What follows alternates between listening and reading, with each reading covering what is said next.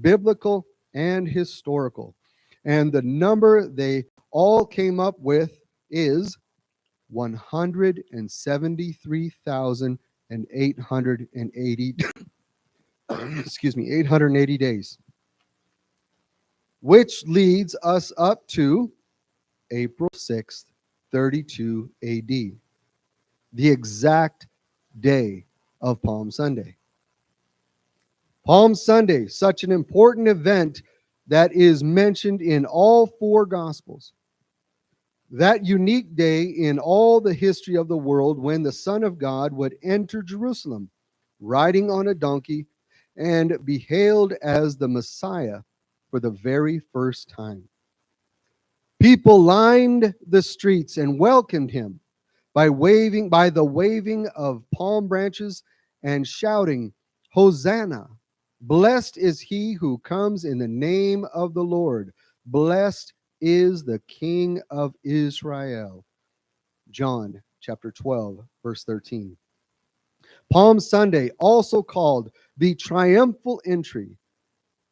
Unfortunately, for many, it didn't look so triumphal after all.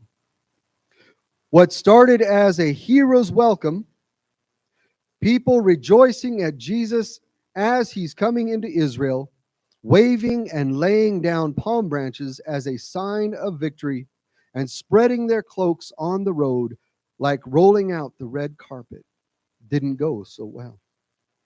Jews had a certain expectation of what the Messiah was going to be. They expected for Jesus to overthrow the Roman government, to bring the kingdom of Israel, and to bring peace. And when he didn't do that, because his agenda was much bigger than that, they then rejected him.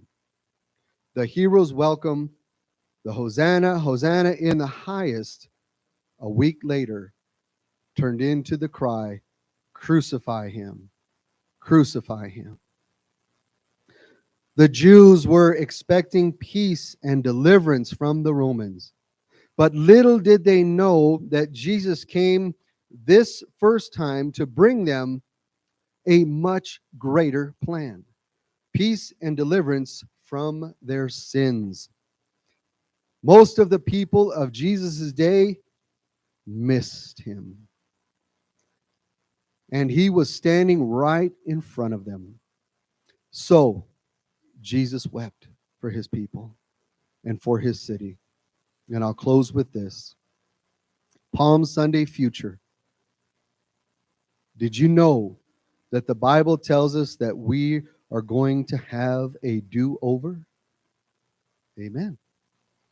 That we're going to be able to get this right. In the book of Revelation, it speaks of a time around the throne of heaven when we are worshiping God and the Lamb, Jesus. Revelations chapter 7, verse 9 through 10 says this. And John writes this.